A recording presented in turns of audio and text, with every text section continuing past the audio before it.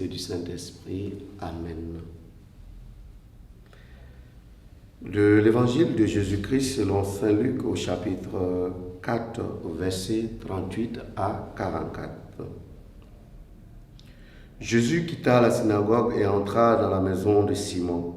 Or, la belle-mère de Simon était oppressée par une forte fièvre et on demanda à Jésus de faire quelque chose pour elle.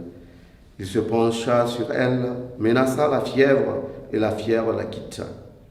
À l'instant même, la femme se leva et elle les servait.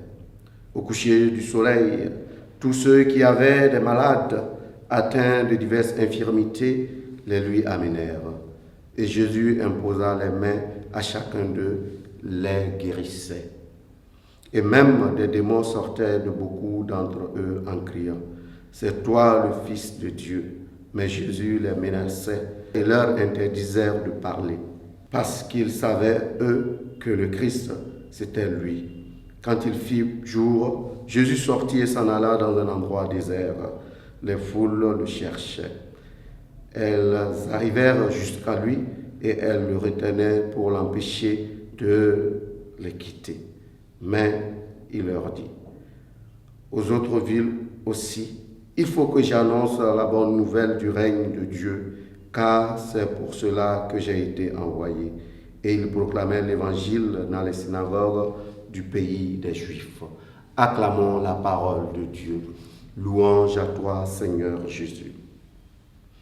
Bien-aimés dans le Seigneur, l'évangile de ce jour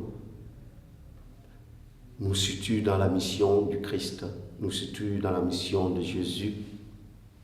Et on va se rendre compte que la mission du Christ a un double volet. La dimension spirituelle et la dimension corporelle. Très souvent, on nous a reproché, nous chrétiens, d'avoir valorisé la dimension spirituelle de l'homme tout en niant sa dimension corporelle. Eh bien, l'évangile de ce jour nous dit que c'est faux. Ce n'est pas vrai, car le salut apporté par le Christ est un salut qui prend l'homme dans sa dimension intégrale. C'est pourquoi le Christ ne lésine pas à soulager la belle-mère de Simon. Le Christ ne lésine pas à guérir ceux qui souffrent, à relever les malades, ou dit simplement à redonner à l'homme sa dignité, pour redonner le corps humain sa place, sa valeur. Mais pour justement ne pas entrer dans une confusion qui peut laisser croire que le salut se trouve seulement dans la matérialité, le Christ menace justement les esprits mauvais pour qu'ils se taisent, car il nous arrive parfois de confondre ce que le Christ apporte pour nous. Autrement dit, la confusion dans la mission du Christ. Et ça, c'est un appel qui nous est lancé en tant que chrétiens. S'il est vrai que nous devons prendre soin de la dimension matérielle de l'homme, cela ne peut se faire en occultant la dimension spirituelle. Et c'est ça, la mission du Christ. Et c'est ça qui devait être notre mission en tant que chrétiens à la suite du Christ. Au cours de cette journée, nous allons demander au Seigneur qui nous donne la grâce de discernement.